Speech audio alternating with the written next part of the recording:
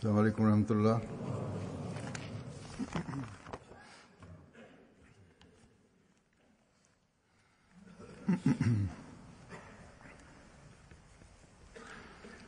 أشهد أن لا إله إلا الله وحده لا شريك له وأشهد أن محمدًا عبده ورسوله أما بعد فأعوذ بالله من الشيطان الرجيم بسم الله الرحمن الرحيم الحمد لله رب العالمين الرحمن الرحيم مالك يوم الدين إياك نعبد وإياك نستعين اهدنا الصراط المستقيم صراط الذين أنعمت عليهم غير المغضوب عليهم ولا الضالين.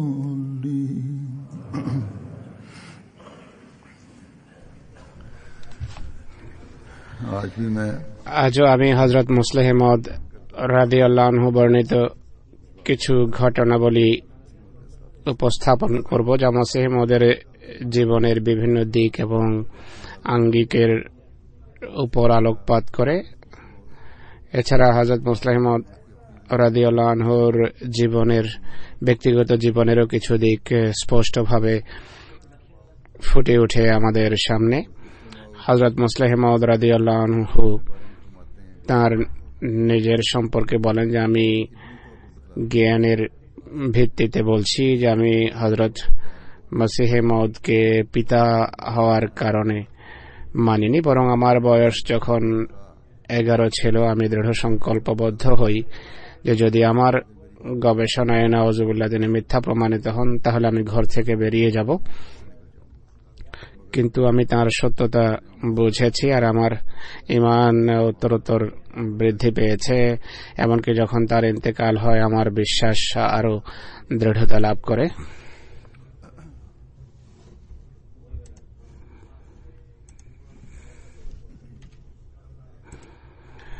এরপর তিনি বলেন যে আমি যখন তার হাতে বয়াত করি তখন আমার অনুভূতির জগতে 10 বছর বয়সে এমন এক গতি সঞ্চার হয় যা ভাষায় বর্ণনা করার মতো নয়। হযরত মসিহ মাউদ আলাইহিস সালাতু ওয়াস সালাম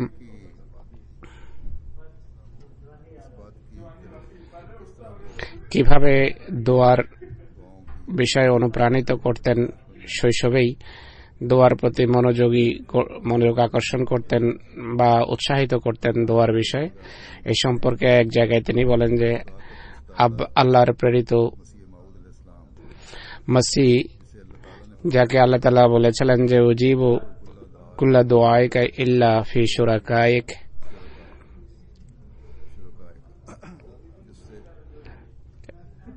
এর মাধ্যমে প্রতিশ্রুতি দেওয়া হয়েছে যে আমি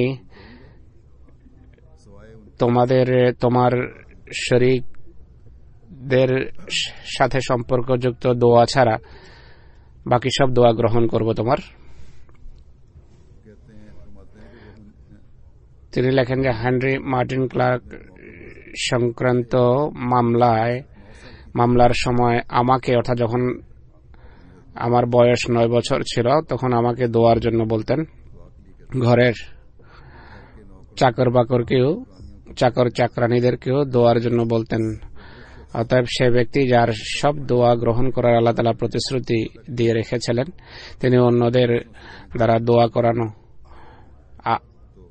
যদি আবশ্যক মনে করেন তাহলে বাকিদের এদিকে কতটা মনোযোগ নিবদ্ধ করা উচিত। হযরত মসিহ মাউদ আলাইহিস সালাতু ওয়াস সালামের ইলহাম উজিবু কুল্লা দুআইকা ইল্লা ফি শুরাকাইক।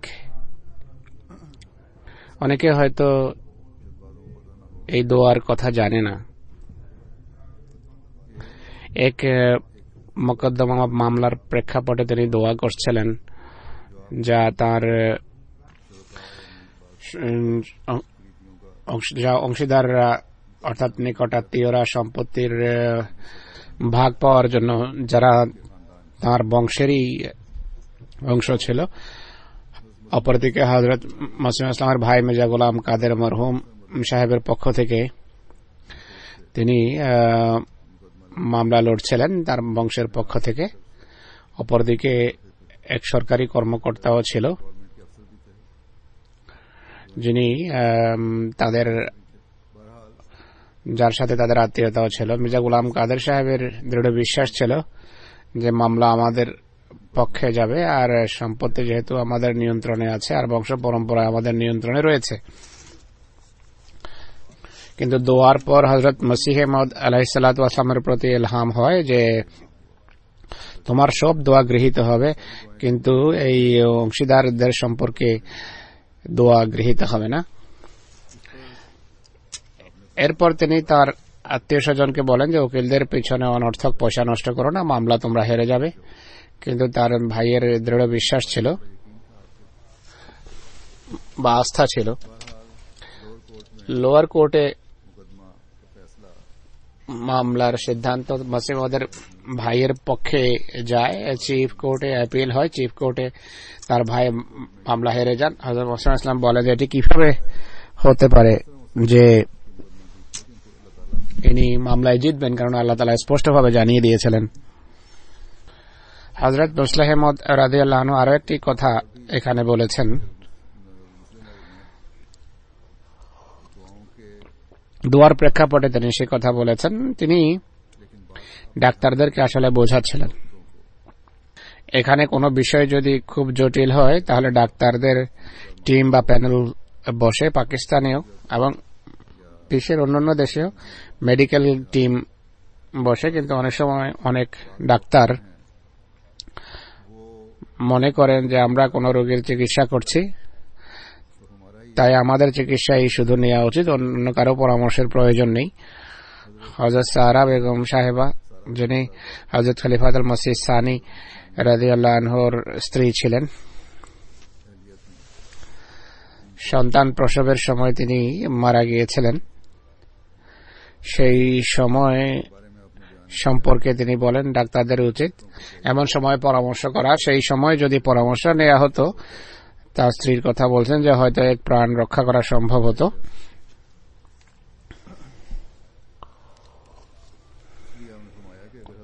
তিনি বলেন হযরত মসিহ মাউদ আলাইহিস সালাতু ওয়াস সালাম যার সমূহ দোয়া গ্রহণ করার আল্লাহ তাআলা প্রতিশ্রুতি দিয়েছিলেন, তিনি যদি অন্যদেরকে দোয়ার জন্য বলতে পারেন, তাহলে বাকি যারা আছে তাদের নিজেদের স্ব পেশায় যদি পরামর্শের প্রয়োজন হয়, দোয়ার প্রয়োজন হয়, অবশ্যই তা করা উচিত।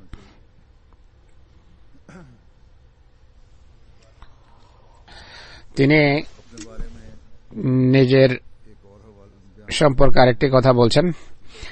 ডাক্তার মোহাম্মদ হোসেন শাহ সাহেবের ঘরে সেই সফরে, যে সফরে মসিহ ইসলাম ইন্তেকাল করেছেন, একবার ডক্টর মির্জা ইয়াকুব বেগ সাহেব কোন হিন্দু সেশন জাজের আগমনের সংবাদ নিয়ে আসেন, যিনি মসিহ মাউদের সাথে সাক্ষাতের জন্য এসেছিলেন। হযরত মসিহ ইসলাম তখন তাকে বলেন যে আমিও অসুস্থ, কিন্তু মাহমুদও অসুস্থ, তার অসুস্থতা নিয়ে আমি খুবই উদ্বিগ্ন, মনোযোগ সহকারে তার চিকিৎসা করুন। তিনি নিজের রোগের কথা ভুলে যান।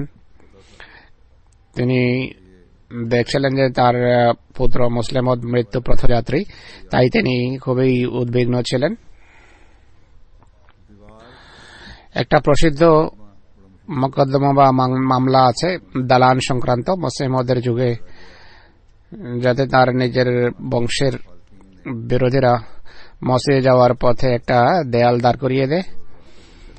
দেয়াল সেই সম্পর্কে বর্ণনা করতে গিয়ে হযরত মুসলিহ মাউদ রাদিয়াল্লাহু আনহু বলেন, আমি তখন মাত্র এক বালক ছিলাম, কিন্তু আমার খুব ভালো করে মনে আছে আমাদেরই কিছু আত্মীয় স্বজন পথিমধ্যে খুঁটি গেড়ে দিত, যেন নামাজ পড়তে আসলে রাতের অন্ধকারে সেই সমস্ত খুঁটির কারণে হোঁচট খায়। আর এমনই হতো, সেই কিলক বা খুঁটি উঠিয়ে ফেলে দিলে তারা ঝগড়া আরম্ভ করত। এছাড়া আমার খুব ভালোভাবে মনে আছে বিরোধীরা মসজিদে মুবারকের সামনে প্রতিবন্ধক প্রাচীর দাঁড় করিয়েছে। অনেক আহমদী খেপে যায়, তারা সেই প্রাচীর ভেঙে ফেলতে চেয়েছে। মুসলিম ইসলাম বলেন যে আমাদের কাজ হলো ধৈর্য ধারণ করা আর আইন মেনে চলা। আমার মনে আছে আমি বালক ছিলাম, আল্লাহ তাআলার ফজলে আর শৈশব আমি সত্য স্বপ্ন দেখতাম। স্বপ্নে দেখেছি যে প্রাচীর ভেঙে দেওয়া হচ্ছে, মানুষ এক একটি ইট উঠিয়ে ফেলে দিচ্ছে, আর এমন মনে হয় যেন হয়তো পূর্বে কিছুটা বৃষ্টিও হয়েছিল। সেই অবস্থায় আমি দেখেছি স্বপ্নে যে মসজিদের দিক থেকে খলিফাতুল মসিহ আউয়াল রাদিয়াল্লাহু আনহু আসছেন। তিনি বলেন যে মামলার যখন রায় হয় আর দেয়াল যখন ভেঙে দেয়া হয়, অবিকল তাই হয়েছে। সেদিন কিছুটা বৃষ্টিও হয়েছে। আর দরসের পর হযরত খলিফাতুল মসিহ আউয়াল রাদিয়াল্লাহু আনহু যখন ফিরে আসেন, তখন দেয়াল ভেঙে দেয়া হচ্ছিল আর আমিও দাঁড়িয়েছিলাম। এই স্বপ্নের কথা ইতিপূর্বে যেহেতু তাকে আমি শুনিয়েছি, তাই আমাকে দেখতেই খলিফা আউয়াল রাদিয়াল্লাহু আনহু বলেন যে মিয়া দেখো, আজকে তোমার স্বপ্ন পূর্ণ হয়েছে।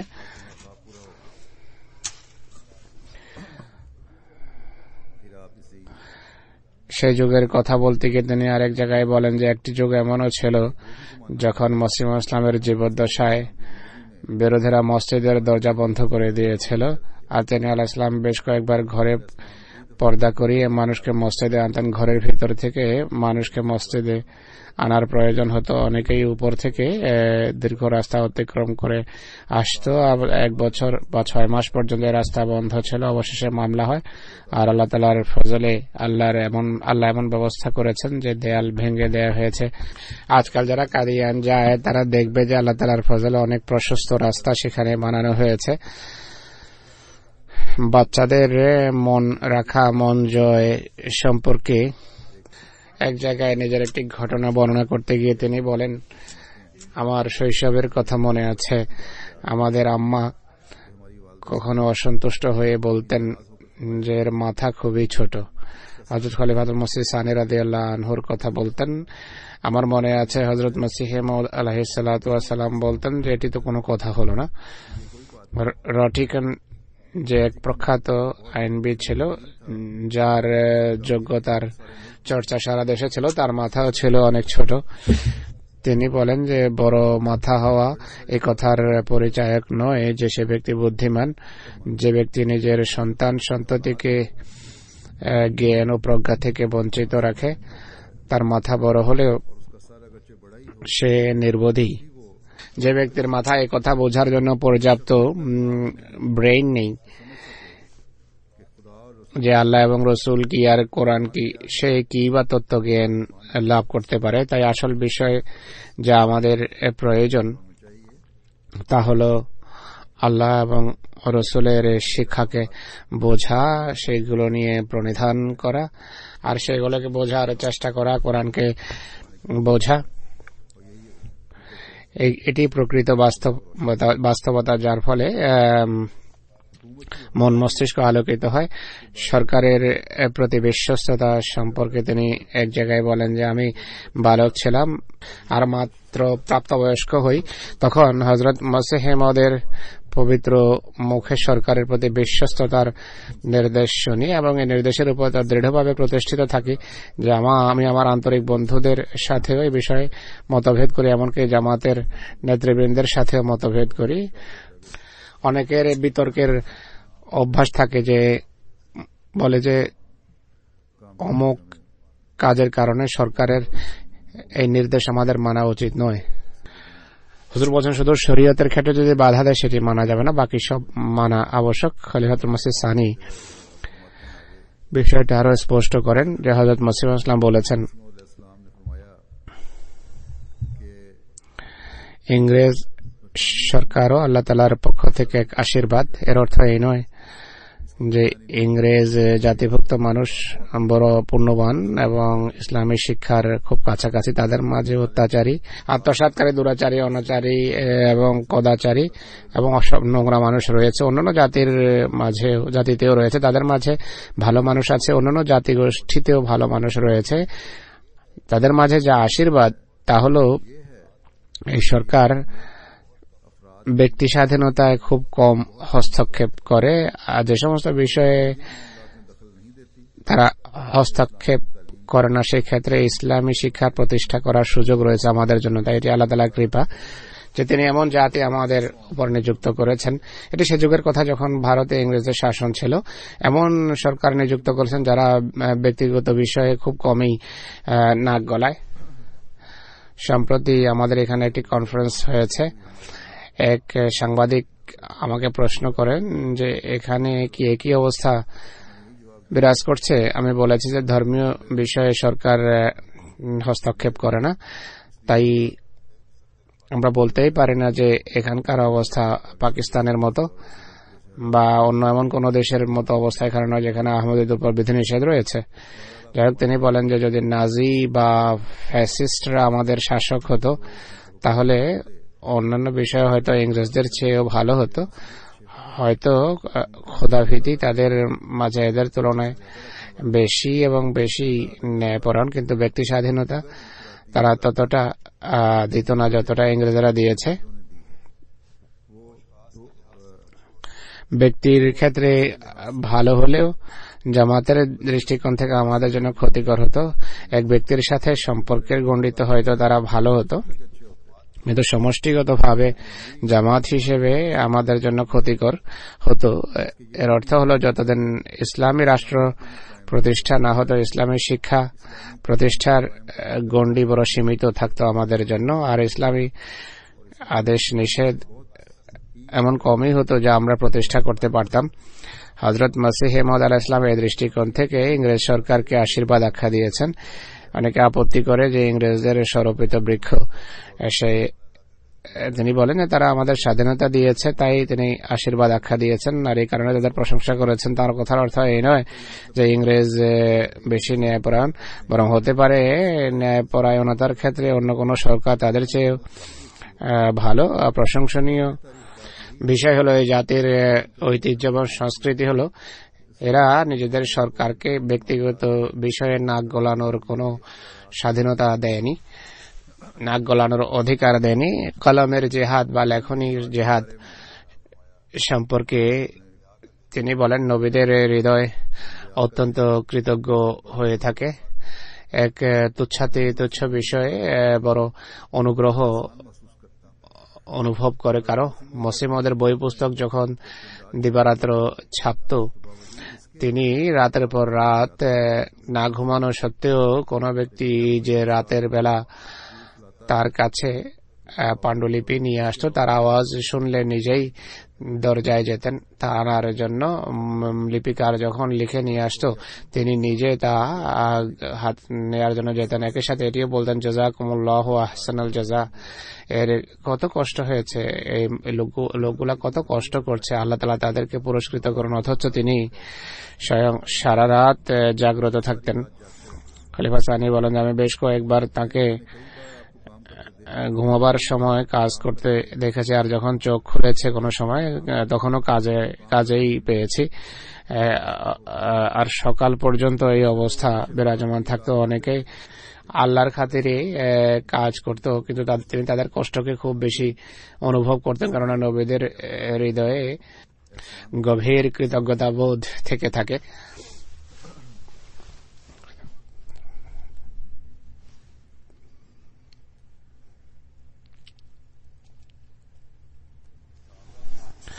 হযরত মসিহ মাউদ আলাইহিস সালাতু ওয়াস সালামের সাহাবারা তার প্রতি শ্রদ্ধাবোধ এবং তার পদমর্যাদা সম্পর্কে কিভাবে সচেতন ছিলেন, আর এর জন্য তারা কাউকে গণনায় আনতেন না, এ সংক্রান্ত একটি ঘটনা হযরত মুসলিহ মাউদ রাদিয়াল্লাহু আনহু বর্ণনা করেন। এই ঘটনা বর্ণনার পর তিনি এদিকে মনোযোগ আকর্ষণ করেছেন যে আমাদের যুবক শ্রেণীর স্মরণ রাখা চাই যে ইসলামী নৈতিক চরিত্র এবং ইসলামিক শ্রদ্ধাবোধের শিক্ষার প্রতি সবসময় মনোযোগ থাকা চাই। তিনি তার এক খুতবায় লেখেন যে আমি দেখেছি যুবকদের ইসলামী শিষ্টাচার শিখানোর প্রতি মনোযোগী দেয়া হয় না।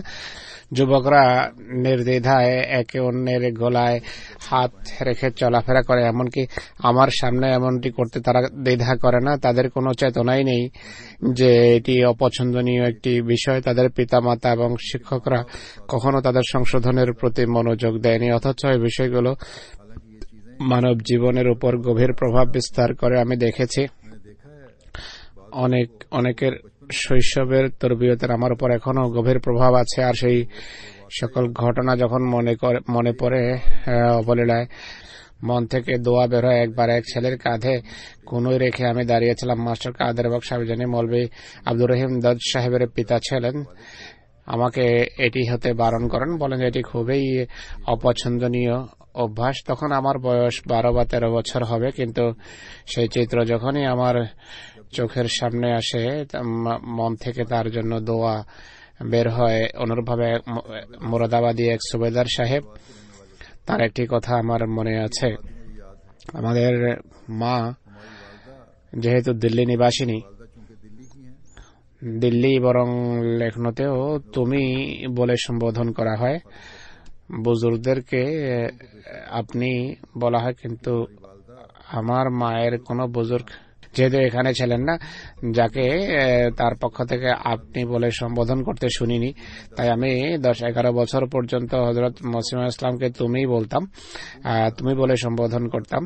আল্লাহ তাআলা সুবেদার সাহেবের রুহের মাগফিরাত করুন এবং তার পদমর্যাদা উন্নীত করুন। তিনি বলেন, সুবেদার মোহাম্মদ আইয়ুব সাহেব মুরাদাবাদের অধিবাসী ছিলেন। গুরুদাসপুরে মামলা ছিল।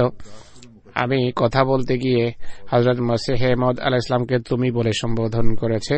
সুবেদার সাহেব আমাকে একদিকে নিয়ে যান এবং বলেন, আপনি হযরত মসিহ মউদ ইসলামের সন্তান আর আমাদের জন্য সম্মানিত, কিন্তু এই কথা ভালোভাবে স্মরণ রাখবেন, তুমি শব্দ সমবয়সীদের জন্য ব্যবহার হয়, বুজুর্গদের জন্য নয়। হযরত মসিহ ইসলামের জন্য এই শব্দের ব্যবহার আমি কোনোভাবে সহ্য করতে পারি না। এটি সম্পর্কে আমাকে প্রথম সবক বা পাঠ দিয়েছেন। অতএব ইসলামী শিষ্টাচারের প্রতি আমাদেরকে বিশেষভাবে মনোযোগ দিতে হবে, দেয়া উচিত, বিশেষ করে তাদের বা সেই সকল যুবকদের যারা আজকাল এমটি এর মাধ্যমে সামনে আসে। সচরাচর আল্লাহ তাআলার ফজলে খুব সুন্দর উন্নত মানের অনুষ্ঠানাদি এসে থাকে, কিন্তু একটা অনুষ্ঠান যা রাবুয়া থেকে বানিয়ে পাঠানো হচ্ছিল আজকাল আসছিল, তাতেও মুরব্বী ওয়াকফে জিন্দেগি বসে। একটা বসার ধরন বড় অপছন্দনীয়, চেয়ারে বসে আছে, পা খুলে বসে আছে, একই সাথে পা দুলছে, কোনো গাম্ভীর্য নেই, মাথায় টোপি নেই। রাবুয়া থেকে যদি কোনো প্রোগ্রাম এমন প্রস্তুত করে পাঠানো হয় তা তো কোনোভাবে সহ্য করা হবে না, সহ্য করা যেতে পারে না। তাই ভবিষ্যতে পাকিস্তানের এমটি এর কর্মকর্তাদের এ বিষয়ে সাবধান থাকতে হবে। প্রোগ্রাম ধরন বা প্রকৃতির দিক থেকে ভালো হলেও এর সঞ্চালক বা উপস্থাপক যদি ভালো না হয় তাহলে এমন অনুষ্ঠান দেখানো হবে না। তাই আমি এই প্রোগ্রাম এখন বন্ধ করে দিয়েছি। বিশেষ করে মুরব্বীদের অনেক বেশি মনোযোগী হওয়া উচিত। তাদের এক গাম্ভীর্য আছে, তাদেরকে বুঝতে হবে যে এই গাম্ভীর্য আমাদের সম্মানবোধ প্রতিষ্ঠা করতে হবে। এক সাধারণ মানুষ, এক সাধারণ ছেলে, সাধারণ লাইনের কোনো মানুষ যদি এমনটি করে তা সহ্য করা যায়, কিন্তু এক মুরব্বী যদি এমনটি করা হয় তা অসহনীয়, অসহ্য।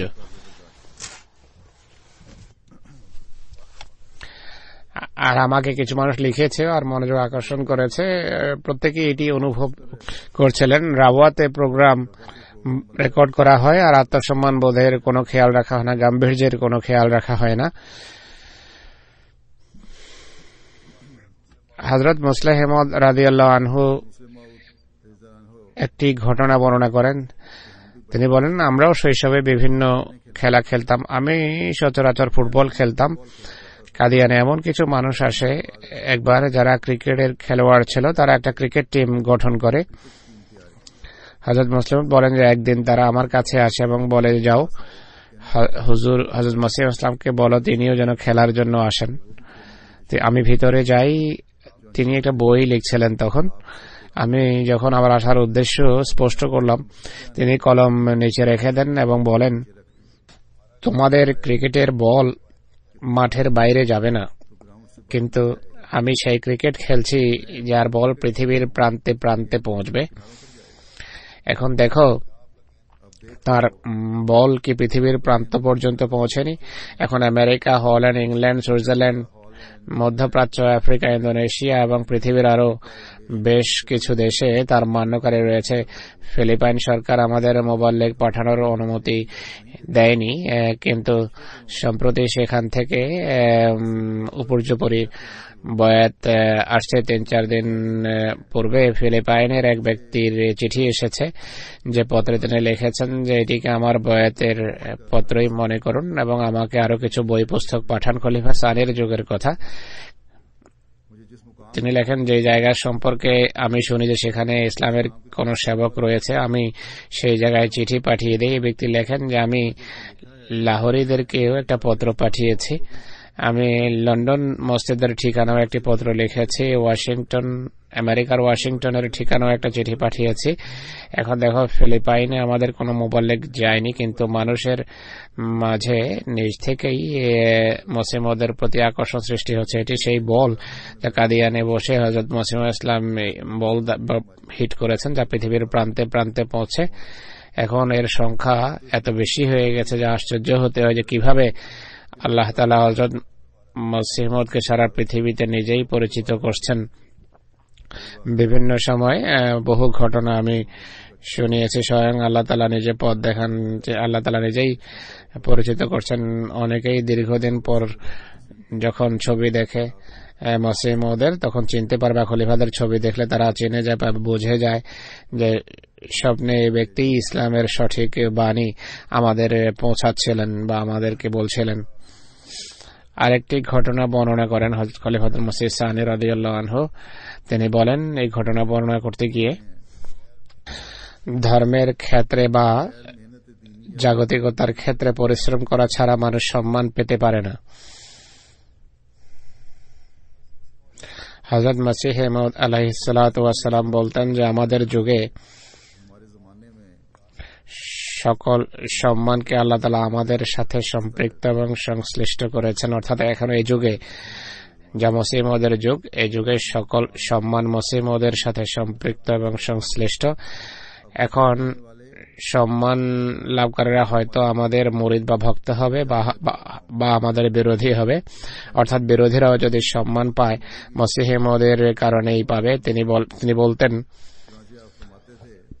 মৌলভী সানাউল্লাহ সাহেবকে দেখো, সে বড় কোনো মৌলভী নয়, তার মতো সহস্র সহস্র মৌলভী পাঞ্জাব এবং ভারতে রয়েছে। তারা যদি কোনো সম্মান পেয়ে থাকে আমাদের বিরোধিতার কারণেই পাচ্ছে। তারা এই কথা স্বীকার করুক বা না করুক, কিন্তু বাস্তবতা এটি যে আজকে হয়তো আমাদের বিরোধিতায় সম্মান রয়েছে বা আমাদের সমর্থনে। তো আসল মূল সত্তা আমাদেরই। বিরোধীরা যদি কোনো সম্মান পায় তাহলে আমাদের কারণেই পায়। এই বিষয়টি অন্যত্র আরো খোলাসা করে তিনি এভাবে বর্ণনা করেছেন, যতক্ষণ কোন ব্যক্তি পরাকাষ্ঠা অর্জন না করে পুরস্কার পেতে পারে না। ধর্মের ক্ষেত্রেও পরাকাষ্ঠা অর্জনই কল্যাণের কারণ হয়। হযরত মসিহ ইসলাম বলতেন যে আজকাল আমাদের দ্বারা কল্যাণমণ্ডিত সেই হয় যে সুগভীর সম্পর্ক রাখা, হয়তো পুরো বিরোধিতাকারী হবে, যেমন মৌলভী সানাউল্লাহ অন্যান্য ছোট ছোট বা পেতি মৌলভীদেরকেও জিজ্ঞেসই করে না, বা পূর্ণ নিষ্ঠাবান ছোট ছোট মৌলভীরাও এখন নিজ নিজ অঞ্চলে হযরত মসিহ মউদের বিরোধিতাকেই জীবিকার কারণ হিসেবে অবলম্বন করেছে, জীবিকার মাধ্যম হিসেবে অবলম্বন করেছে। কারো যদি জীবন জীবিকার ব্যবস্থা হয় তা হচ্ছে মসিহ মউদের বিরোধিতায়। তিনি বলেন, দুর্বল সম্পর্ক কোনো কাজের নয়, আসলে পরাকাষ্ঠা অর্জন করলেই মানুষ লাভবান হয়, এছাড়া মানুষ কৃপা থেকে বঞ্চিত থাকে। একটা ফার্সি পংক্তি পড়ছেন, অনুবাদ যখন করবেন আমি আপনাদেরকে অনুবাদ শোনাবো। এটি বলে, যদি খোদার দিকে অগ্রসর হয়, অর্থাৎ যাই হওয়ার হোক, আমরা আমাদের নৌকা নিয়ে সমুদ্রে যাত্রা করেছি, যদি এই কথা বলে আল্লাহর পথে বেরিয়ে পড়ে তাহলে তার সাথেও পূর্ববর্তীদের মতোই ব্যবহার হবে। খোদার কারোর সাথে কোনো শত্রুতা নেই। যে বিষয়ের প্রয়োজন রয়েছে তা হলো পরিপূর্ণভাবে মানুষের উচিত নিজেকে আল্লাহর দরবারে সমর্পণ করা এবং তার আস্তানায় সেজদাবনত হওয়া। এর ফলে নিজ থেকেই সবকিছু হয়ে যাবে। আর এর জন্য যে উন্নতির প্রয়োজন হবে তা নিজ থেকেই লাভ হবে। তাই সব আহমদের এই কথা সামনে রাখতে চাই, যখন মেনেছ পুরোপুরি সমর্পণ করতে হবে। তিনি বলেন যে আগুনের কাছে যে বসে তার অঙ্গ প্রত্যঙ্গ দেখো প্রত্যেকটি গরম হয়ে থাকে, তার চেহারা হাত পা যেখানে হাত লাগাবে গরম অনুভব করবে। তাই এটি কিভাবে হতে পারে যে ব্যক্তি সবকিছু ছেড়ে দিয়ে আল্লাহর কাছে আসবে, আল্লাহর কাছে বসে যাবে, আল্লাহর পবিত্র সত্তা তার মাঝে প্রকাশ পাবেন না? এটি হতে পারে না। আগুনে লোহা যদি পড়ে আগুনের বিশেষত্বে প্রকাশ করে, যদিও সেই লোহা আগুন নয়। অনুরূপভাবে আল্লাহর নৈকট্য অর্জনকারীদের সাথে বিশেষ ব্যবহার হয়। আল্লাহ তাআলা তাদেরকে কুন ফায়াকুনের চাদর পরিয়ে দেন, এমনকি নির্বোধরা তাদেরকে খোদা মনে করে, অথচ তারা খোদার গুণাবলীর প্রতিচ্ছবি হয়ে থাকেন। অতএব কেউ ধর্ম থেকে যদি কল্যাণমণ্ডিত হতে চায় তাহলে এর উপায় হলো নিজেকে সম্পূর্ণভাবে আল্লাহর সামনে সমর্পণ করা। কিন্তু পুরো জাতি যদি এটি করে তাহলে তাদের উপর বিশেষ কৃপা বর্ষিত হবে এবং তারা সকল ময়দানে সাফল্য অর্জন করবে। আমাদের জামাতের জন্য একই পদক্ষেপ নেওয়া আবশ্যক, কিন্তু অনেকেই শুধু বলে দেয়া যথেষ্ট মনে করে, অথচ আল্লাহর সাথে ভালোবাসা সহজাত হওয়া উচিত। শুধু মিথ্যা দাবি যেন না হয়, কারণ মিথ্যা ও আল্লাহর ভালোবাসা এক জায়গায় সহাবস্থান করতে পারে না। মিথ্যা এক অন্ধকার, আল্লাহ তাআলার রহমত হলো আলো, তাই অন্ধকার ও আলো কিভাবে সমবেত হতে পারে? তাই আমাদের সবসময় আত্মবিশ্লেষণে রত থাকা উচিত। আমি সবসময় মনোযোগ আকর্ষণ করে থাকি যে মসিহ মওউদের হাতে বয়াতের পর আমাদেরকে অন্যদের চেয়ে পৃথক হওয়া চাই। আল্লাহর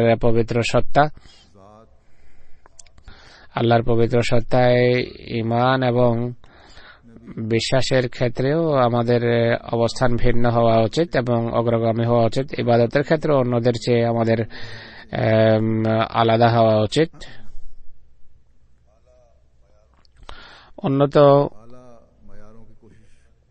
মানে উপনীত হওয়ার চেষ্টার ক্ষেত্রে অন্যদের তুলনায় এগিয়ে থাকা উচিত। উন্নত চারিত্রিক গুণাবলী অর্জনের ক্ষেত্রে আমাদের স্বতন্ত্র বৈশিষ্ট্য থাকা চাই।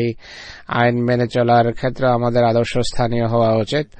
এক কথায় এক আহমদীর সবার চেয়ে স্বতন্ত্র হওয়া চাই। তাহলেই মুসলিম ইসলাম যেভাবে বলছেন যে বয়াত থেকে সত্যিকার অর্থে আমরা লাভবান হতে পারবো বা সত্যিকার অর্থে বয়াতের কল্যাণ লাভ করতে পারবো। একবার এহসান এবং সদ্ব্যবহার সংক্রান্ত ঘটনা বর্ণনা করছেন। একবার এক কর্মকর্তা একটি বিষয়ে মুসলিমদের সাথে দেখা করতে এসেছেন এবং বলেন যে এরা অর্থাৎ কাদিয়ানে বসবাসকারী ও আহমদী অর্থাৎ হিন্দু এবং অন্যান্যরা যারা মুসলিমদের বিরুদ্ধে অনেক সময় সরকারি কর্মকর্তাদের কাছে অন্যায় অভিযোগ করত মুসলিমদের বিরুদ্ধে। একবার এক সরকারি কর্মকর্তা কাদিয়ান আসে আর বলে যে এরা আপনারই শহরের অধিবাসী, আপনি তাদের সাথে কোমল ব্যবহার করুন। হযরত মুসলিম ইসলামকে এই কথা বলে হযরত মসিহ মাউউদ আলাইহিস সালাতু ওয়াস সালাম বলেন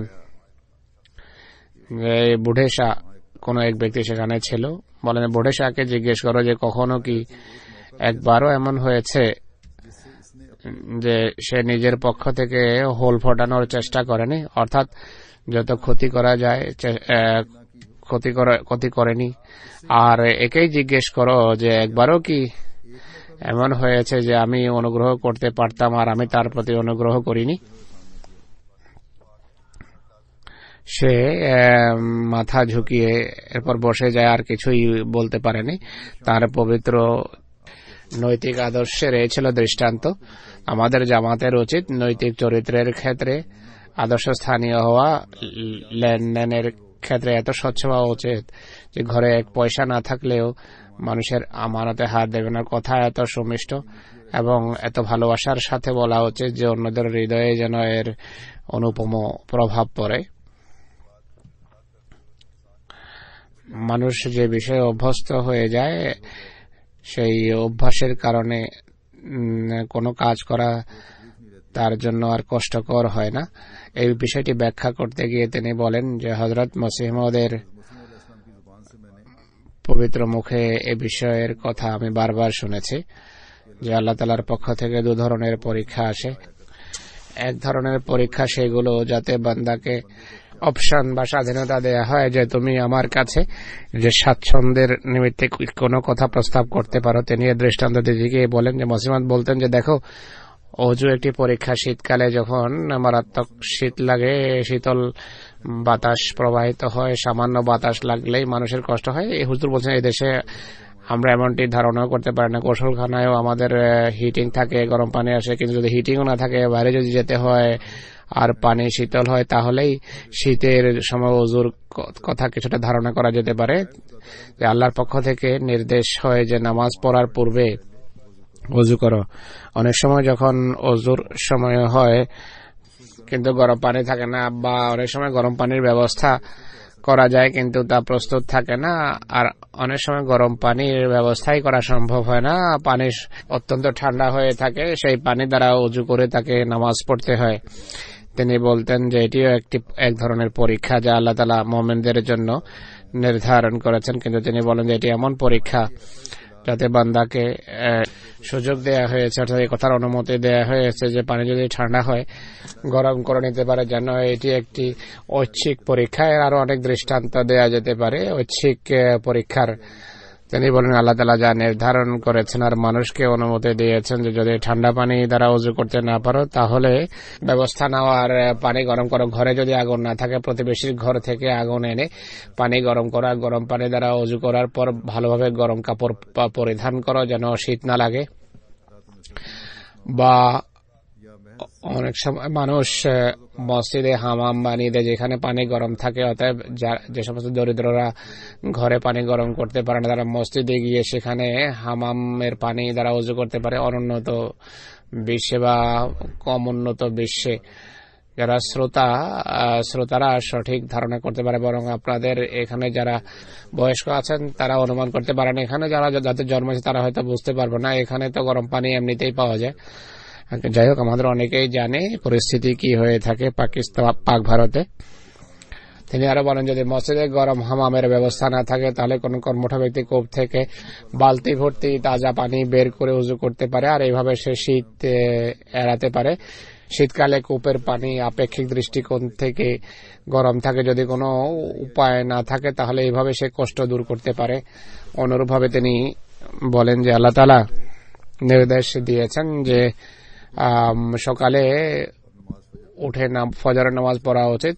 শীতকালে ফজরের সময় উঠা কত কষ্টকর হয়ে থাকে, কিন্তু মানুষের কাছে যদি পর্যাপ্ত কাপড় চোপড় থাকে তাহলে এই কষ্ট অনুভব হয় না। দৃষ্টান্ত স্বরূপ যদি তাহাজ্জুদের অভ্যাস থাকে তাহলে সে তাহাজ্জুদের নামাজ পড়ার সময় কামরার দরজা ভালোভাবে বন্ধ করে দিতে পারে যেন কামরা গরম থাকে, বাইরে শীতল বাতাস যেন ভিতরে না আসে। অনুরূপভাবে ফজরের নামাজের জন্য যখন মসজিদে যায় কম্বল বা চাদর পরে যেতে পারে, যাদের কাছে কোট নেই, বা গরম কোট পরিধান করে যেতে পারে। যদি কেউ দরিদ্র হয়ে থাকে সে পুরনো কোট বা চাদরি পরে যেতে পারে আর শীতের প্রভাব থেকে আত্মরক্ষা করতে পারে। কিন্তু কোনো ব্যক্তি যদি সম্পূর্ণভাবে দরিদ্র হয়, তার কাছে কম্বল, চাদর বা কোট কিছুই না থাকে, তাহলে তারও তত কষ্ট হতে পারে না, কারণ এমন ব্যক্তির মাঝে শীত সহ্য করার অভ্যাস হয়ে যায়। আল্লাহর নিয়ম হলো মানুষ যে বিষয়ে অভ্যস্ত হয়ে যায় সেটি তার জন্য কষ্টের কারণ হয় না। অনেকে আমরা দেখেছি পাকিস্তানেও শীতকালে আমরা যখন গরম কাপড় পরে চলাফেরা করতাম, এক দরিদ্র মানুষ সামান্য গরম কাপড় পরে মোজা ছাড়াই বড় স্বাচ্ছন্দ্যে ঘোরাফেরা করে, শীত অনুভবই করে না, কারণ অভ্যস্ত হয়ে যায়। তিনি আরো বলেন যে আমি দেখেছি দৃষ্টান্ত স্বরূপ মহিলারা যেখানে কাজ করে লাকড়ি এবং কয়লা জলে হাত দিয়ে চুলা থেকে অঙ্গার বা কয়লা বের করে নিয়ে আসে, কোনো কষ্ট পায় না। অথচ আমরা সেই অঙ্গার বা কয়লার ধারে কাছেও যেতে পারবো না। কোনো কিছুর যখন অভ্যাস হয়ে যায় মানুষ আর সেই কষ্ট অনুভব করে না। তাই প্রথম কথা হলো কষ্ট সহ্য করেও যদি পরীক্ষা হয়ে থাকে তাহলে আল্লাহ তাআলার খাতিরে তা সহ্য করা উচিত। আর এর সমাধান বের করা যদি সম্ভব হয় তাহলে সমাধান করে আল্লাহর নির্দেশ মানা উচিত। আর না হলেও মানুষের নিজেকে অভ্যস্ত করা উচিত। যদি অভ্যাস হয়ে যায় তাহলে সেই কষ্ট আর মানুষ অনুভব করে না। দ্বিতীয় অংশের কথা তিনি উল্লেখ করেননি যে দ্বিতীয় পরীক্ষা কি। হযরত মসিহ ইসলামের একটা উদ্ধৃতি আমি পড়ছি যাতে তিনি পরীক্ষার পিছনে কি প্রজ্ঞা রয়েছে তা উল্লেখ করেছেন। তিনি বলেন যে দেখো, আল্লাহ তাআলা বান্দাদের সকল কষ্ট থেকে মুক্ত করে সকল প্রকার বিলাসিতার মাঝে রাখার পুরো শক্তি রাখতেন। তাদের জীবন রাজকীয় জীবন হতো, তাদের জন্য সব সময় বিলাসিতাপূর্ণ জীবনের উপকরণ সৃষ্টি করা হতো, কিন্তু তিনি এমনটি করেননি। আসলে এতে বড় বড় রহস্য এবং ভেদ অন্তর্নিহিত থাকে। দেখো, পিতামাতা মেয়েকে কত ভালোবাসেন, বরং বেশিরভাগ ক্ষেত্রে ছেলেদের তুলনায় মেয়েরা বেশি প্রিয় হয়ে থাকে পিতামাতার কাছে। কিন্তু একটি সময় এমন আসে যখন পিতামাতা তাকে নিজেদের জীবন থেকে আলাদা করে দেন। সেই সময়টি এমন হয়ে থাকে যা সহ্য করার জন্য অনেক বড় মন চাই। উভয় পক্ষের অবস্থা বড় শোচনীয় হয়ে থাকে, অর্থাৎ পিতামাতাও মেয়ের বিদায়ের সময় কাঁদে না, মেয়েও কাঁদে। প্রায় 14-15 বছর এক জায়গায় থাকে। অবশেষে তাদের বিচ্ছিন্নতার মুহূর্তটি বড় হৃদয় বিদারক হয়ে থাকে। এই বিচ্ছিন্নতাকে কোনো নির্বোধ যদি নির্দয় আচরণ আখ্যা দিয়ে থাকে তা যথার্থ হবে, কিন্তু এই মেয়ের ভিতর এমন কিছু শক্তিবৃত্তি থাকে যার বহির প্রকাশ ঘটে সেই বিচ্ছিন্নতার পর স্বামীর ঘরে জীবনযাপনের ফলে প্রকাশ পায়, যা উভয় পক্ষের জন্য রহমত এবং বরকতের কারণ হয়। খোদা প্রেমিকদের অবস্থাও একই। তাদের মাঝে কিছু এমন সুপ্ত নৈতিক চরিত্র থেকে থাকে, যতদিন সেই কষ্ট এবং কঠিন পরিস্থিতির সম্মুখীন না হন সেইগুলো প্রকাশ পাওয়া সম্ভব হয় না। দেখো, আমরা যারা মহানবী সাল্লাল্লাহু আলাইহি ওয়াসাল্লামের পবিত্র চরিত্রের বর্ণনা দেই, বড় অহংকার এবং বীরত্বের সাথে এটি করি। আর এটি এই জন্য যে মহানবী সাল্লাল্লাহু আলাইহি ওয়াসাল্লামের জীবনে সেই উভয় যুগ এসেছিল, নতুবা এই শ্রেষ্ঠত্ব বর্ণনা করা কিভাবে সম্ভব হতো। অর্থাৎ স্বাচ্ছন্দ্যের যুগ আর কষ্ট এবং দুঃখের যুগ ছিল। দুঃখের যুগে খারাপ দৃষ্টিতে দেখবে না। এটি খোদার নৈকট্য এবং আনন্দকে নিজের দিকে আকর্ষণ করে। এই স্বাদ পাওয়ার জন্য যা খোদার নৈকট্য প্রাপ্তরা পেয়ে থাকে, জাগতিক নিজ সকল আনন্দ এবং ভোগ বিলাসকে পরিত্যাগ করতে হয়। আল্লাহ তাআলার নৈকট্য প্রাপ্ত হওয়ার জন্য যা আবশ্যক তা হলো কষ্ট সহ্য করা আর কৃতজ্ঞতা প্রকাশ করা, আর প্রতিদিন এক নতুন মৃত্যুকে স্বাগত জানাতে হয়। মানুষ যখন জাগতিক কামনা বাসনা এবং রিপুর উপর পূর্ণ মৃত্যু আনয়ন করে তখন সে সেই জীবন লাভ করে যার কখনো অবসান ঘটে না, যার পর আর কখনো মৃত্যু আসে না। এই হলো পরীক্ষার প্রজ্ঞা, পরীক্ষার পিছনে হিকমত। তিনি বলেন, একবার যখন আমার বয়স 9 বা 10 বছর হবে, আমি এবং আরেকজন ছাত্র ঘরে খেলছিলাম। সেখানে আলমারিতে একটা বই ছিল যাতে নীল রঙের বুকমার্ক ছিল। আমাদের দাদা সাহেবের সময়ের আমরা নতুন নতুন জ্ঞান অর্জন করছিলাম। এই বই খোলার পর দেখলাম যে লেখা আছে এখন জিব্রাইল আর নাজেল হয় না। আমি বললাম যে এটি ভ্রান্ত কথা, আমার পিতার প্রতি নাজেল হয়। সেই ছেলে বলল যে জিব্রাইল আসে না, বইতে লেখা আছে। আমাদের মাঝে বিতর্ক হয়। আমরা উভয়ই হযরত সাহেবের কাছে গেলাম, অর্থাৎ হযরত মসিহ মাউদের কাছে। উভয়ই নিজ নিজ কথা বললাম। তিনি বলেন যে বইতে ভুল কথা লেখা আছে, জিব্রাইল এখনো আসে। এরপর তিনি তার নিজের একটা ঘটনা বর্ণনা করেন। তিনি বলেন যে নির্বুদ্ধিতা সূচক ঘটনাবলীর মাঝে আমার নিজের একটি ঘটনা এখনো মনে পড়ে। অনেক সময় এটি স্মরণ করে আমি হেসেছি, আমার অনেক সময় চোখে পানিও এসে গেছে, কারণ আমি এটিকে অনেক মূল্যবান মনে করি। আমার জীবনের যে সমস্ত ঘটনাবলী নিয়ে আমি গর্ব করি সেগুলোর মাঝে একটি আমার নির্বুদ্ধিতার সাথে সম্পর্ক রাখে। তা হলো হযরত মসিহ ইসলামের যুগে এক রাতে আমরা উঠানে ঘুমোচ্ছিলাম। গরম কাল ছিল, আকাশে মেঘ আসে আর গুরু গম্ভীর গর্জন আরম্ভ হয়। তখনই কাদিয়ানের পাশে কোন স্থানে বিদ্যুৎপাত হয়, কিন্তু গর্জন এমন গুরু গম্ভীর ছিল যে কাদিয়ানের প্রত্যেক ঘরের মানুষ ভেবেছে যে এই বিদ্যুৎ হয়তো তাদের ঘরেই আঘাত এনেছে। এই গর্জন এবং মেঘের কারণে মানুষ নিজ নিজ কক্ষে চলে যায়। বিদ্যুতের এই গর্জনের পর আমরা যারা উঠোনে ঘুমাচ্ছিলাম আমরা ভিতরে চলে যাই। আজ পর্যন্ত আমার সেই দৃশ্য মনে আছে। হযরত মসিহ মাউদ যখন ভিতরের দিকে যাচ্ছিলেন তখন আমি আমার উভয় হাত হযরত মসিহ মাউদের পবিত্র মাথায় রাখি যে যদি বিদ্যুৎপাত ঘটে তাহলে যেন আমার উপর পড়ে। পরে আমার যখন বুদ্ধি হয় তখন আমার এই কথা ভেবে হাসি পায় যে বিদ্যুৎ থেকে যদি আমরা নিরাপদ থাকি তাহলে তার কারণেই, এটি নয় যে আমাদের কারণে তিনি বিদ্যুৎ থেকে নিরাপদ থাকবেন। হযরত মৌলভী আব্দুল করিম সাহেবের মৃত্যুর ঘটনা বর্ণনা করেন যে 1905 সন আসে মৌলভী আব্দুল করিম সাহেব অসুস্থ হন। আমার বয়স 17 বছর ছিল। তখনও আমার খেলাধুলারই যুগ ছিল। মৌলভী সাহেব অসুস্থ ছিলেন। আমরা সারাদিন খেলাধুলায় কাটিয়ে দিতাম। একদিন ইয়াখনি বা স্যুপ নিয়ে মৌলভী সাহেবের কাছে যাই, এছাড়া মনেও নেই যে কোনো সময় তার খবরাখবর নেওয়ার জন্য গিয়েছি কিনা। সেই যুগের অবস্থা অনুসারে ভাবতাম যে মৌলভী সাহেবের ইন্তেকাল হওয়া সম্ভবই নয়, তিনি তো মসিহ মাউদের পরেই ইন্তেকাল করবেন। মৌলভী আব্দুল করিম সাহেব তাড়াতাড়ি রাগ করতেন, তার কাছে আলিফ লাইলার 2-1টি পার্ট নিয়ে ছেড়ে দিয়েছি, এর বেশি তার সাথে সম্পর্ক ছিল না। সেই দিনগুলোতে এই বিতর্ক অনেক বেশি হতো যে মসিহ মাউদের ডান ফেরেশতা কে আর বাম ফেরেশতা কে।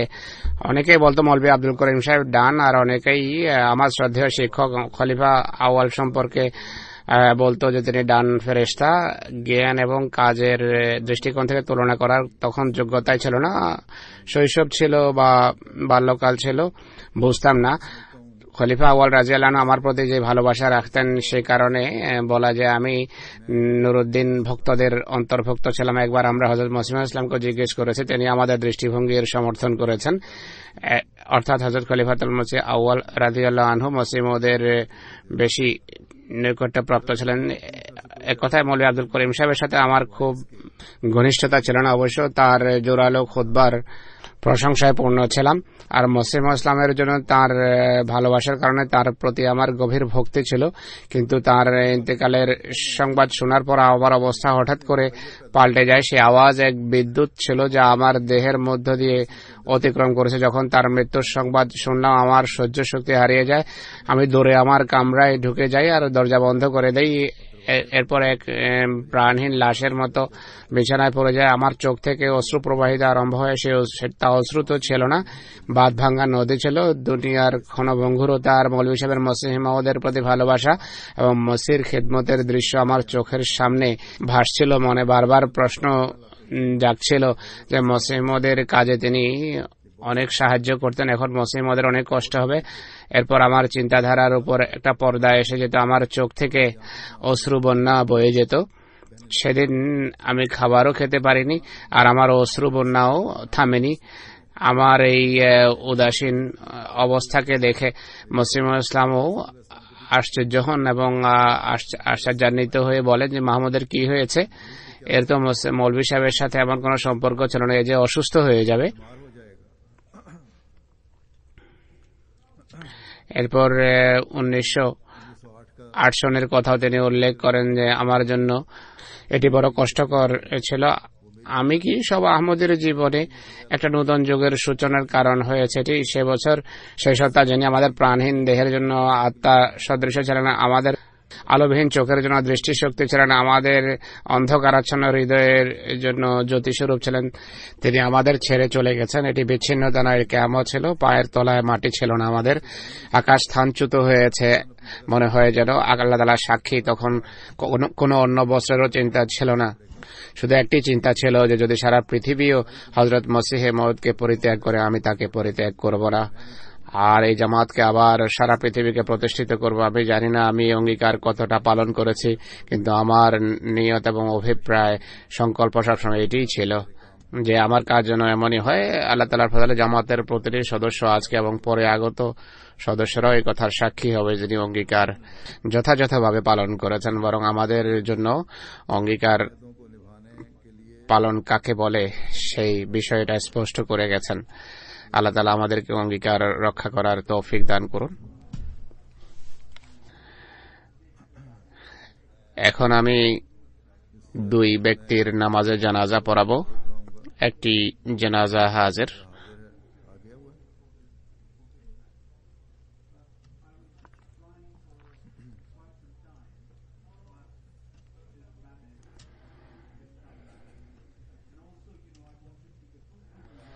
মোহতারামা সুরাইয়া বেগম সাহেবের জানাজা চৌধুরী আব্দুর রহিম সাহেবের স্ত্রী, যিনি মুলতানের অধিবাসী, আজকাল যুক্তরাজ্যের ম্যানচেস্টারে বসবাস করছিলেন। 11 নভেম্বর তাঁর ইন্তেকাল হয় 77 বছর বয়সে। ইন্না লিল্লাহি ওয়া ইন্না ইলাইহি রাজিউন। নেক, পুণ্যবতী, নামাজ অভ্যস্ত, উন্নত চরিত্র, ধৈর্যশীলা। তিনি 6 ছেলে এবং 4 মেয়ে রেখে গেছেন। এক ছেলে আব্দুল মতিন সাহেব ম্যানচেস্টারের আনসারুল্লাহ জাইম, মেয়ে লাজনাউল্লাহর প্রেসিডেন্ট হিসাবে সেখানে জামাতের কাজ করার তৌফিক পাচ্ছেন। তার জানাজা পড়াবো। আল্লাহ তাআলা তার পদমর্যাদা উন্নীত করুন, আর সন্তান সন্ততিকে তিনি তার পণ্যের উপর প্রতিষ্ঠিত থাকার তৌফিক দান করুন। দ্বিতীয়টি হলো গায়েবানা জানাজা। যারা মাহমুদ আবদুল্লাহ সবুতি সাহেবের, যিনি ইয়ামানের অধিবাসী। সবুতি সাহেব 9 নভেম্বর 2014 সনে দীর্ঘ অসুস্থতার পর ইহধাম ত্যাগ করেছেন। ইন্না লিল্লাহি ওয়া ইন্না ইলাইহি রাজিউন। তার পিতা তাকে জামিয়া আহমদিয়া রাবওয়ায় শিক্ষার উদ্দেশ্যে পাঠিয়েছেন। সেখান থেকে মৌলভী ফাজল পাশ করেন। জনাব গোলাম আহমদ সাহেব মোবাল্লেগ সিলসিলার পর তিনি ইয়েমেনে মোবাল্লেগ নিযুক্ত হন। ইয়েমেনে 24 মে 1934 সনে তার জন্ম হয়। তার পিতা জনাব আব্দুল্লাহ মোহাম্মদ ওসমান সবুতি সাহেব প্রথম ইয়েমেনের প্রথম আহমদী। তিনি জনাব গোলাম আহমদ সাহেবের মাধ্যমে বয়াত করেছেন। মরহুমের পিতা তাকে 1952 সনের জুনে রাবওয়ায় পাঠান জামিয়া পড়ালেখার জন্য, যেখানে মরহুম মৌলভী ফাজল পরীক্ষা পাশ করেন। আর তিনি প্রথম কোন বিদেশি যে মৌলভী ফাজল পরীক্ষা পাশ করেছে। একইভাবে জামিয়া থেকে শাহেদ পরীক্ষাও পাশ করেছেন, শাহেদ ডিগ্রি লাভ করেছেন। 1960 সনে মোবাল্লেগ হিসেবে ইয়েমেন ফিরে আসেন। কিন্তু তার ফিরে আসার পূর্বেই তার পিতা দিক নির্দেশনা দিয়েছিলেন যে রাবওয়াতে বিয়ে করো, তারপরে ফিরে আসো। এরপর তারিখে তার বিয়ে জনাব সৈয়দ বশির আহমদ শাহ সাহেবের মেয়ে সাহেবজাদি নসরিন শাহ সাহেবার সাথে হয়েছে। খলিফাতুল মসিহ রাবের আত্মীয়া। তিনি সৈয়দ আব্দুল সত্তার শাহ সাহেবের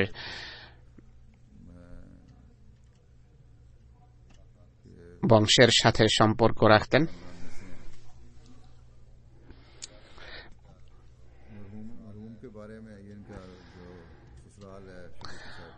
মরহুম সম্পর্কে তার পুত্র লিখেছেন যে জামিয়ার সকল ছাত্র নামাজে ফজর তারিখে জাদিদের মসজিদে মাহমুদে পড়তো, আর ইনি সবুতি সাহেব মসজিদে মুবারকে গিয়ে নামাজ পড়তেন।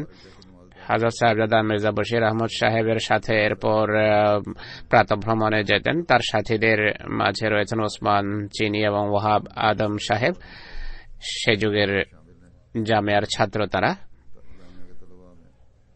মরহুম 70-এর দশকের প্রথম কয়েক বছর পর্যন্ত ইয়েমেনে মোবাল্লেগ হিসাবে কাজ করেছেন, কিন্তু এরপর ইয়েমেনি সরকার যখন ইংরেজ সরকারের শাসন থেকে যখন স্বাধীনতা পায়, ইয়েমেনে তখন কমিউনিজম প্রতিষ্ঠা লাভ করে, যা সকল প্রকারের ধর্মীয় কার্যক্রম এবং তাবলীগের উপর বিধিনিষেধ আরোপ করে। সে কারণে জামাত তাকে জামাতি কার্যক্রম বন্ধ রাখার নির্দেশনা দেয়। তা সত্ত্বেও তিনি জামাতি প্রশাসনিক এবং অর্থনৈতিক ব্যবস্থাপনার দায়িত্ব পালন করেন। জুমা এবং ঈদের নামাজ আদন বিশ্ববিদ্যালয়ের মসজিদে পড়াতেন। বিশ্ববিদ্যালয়ের মসজিদ এক আহমদীর সম্পত্তি ছিল। সে ব্যক্তির ইন্তেকালের পর তার পরিবারের সদস্যরা মসজিদ তাদের হাতে তুলে দেওয়ার দাবি করে। মসজিদ তার বংশের হাতে তুলে দেওয়া হয়, যারা আহমদী ছিলেন। সভাপতি মরহুম তার ঘর মসজিদের জামাতের কার্যক্রমের জন্য পেশ করেন, সেখানে নামাজ হতো। এরপর তিনি জামাতের কাছ থেকে কোনো পয়সা নিতেন না, নিজ পয়সায় জামাতের সকল চাহিদা পূরণ করতেন। চাঁদা জামাতের বাজেট থেকে কিছুই নিতেন না। চাঁদা সংগৃহীত চাঁদা পুরোপুরি কেন্দ্রে পাঠিয়ে দিতেন। বরং প্রাথমিক মোবাল্লেগদের রাবওয়াতে যে প্লট দেয়া হয়, সভাপতি সাহেব কে যে প্লট দেয়া হয়েছিল তাও তিনি জামাতের হাতে তুলে দেন।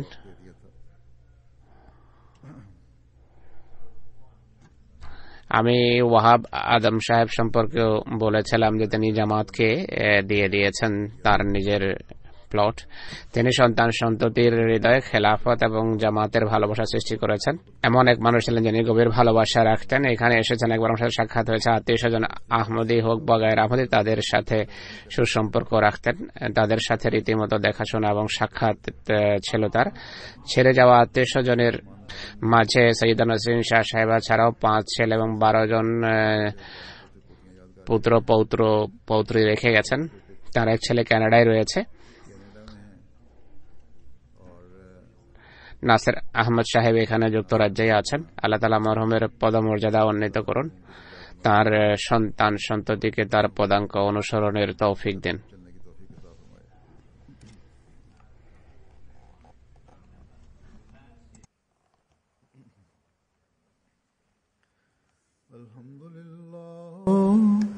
الحمد لله نحمده ونستعينه ونستغفره ونؤمن به ونتوكل عليه ونعوذ بالله من شرور أنفسنا ومن سيئات أعمالنا من يهده الله فلا مضل له ومن يضلل فلا هادي له ونشهد أن لا إله إلا الله ونشهد أن محمدا عبده ورسوله عباد الله رحمكم الله إن الله يأمر بالعدل والإحسان وإيتاء ذي القربى وينهى عن الفحشاء والمنكر والبغي يعظكم لعلكم تذكرون اذكروا الله يذكركم وادعوه يستجب لكم ولذكر الله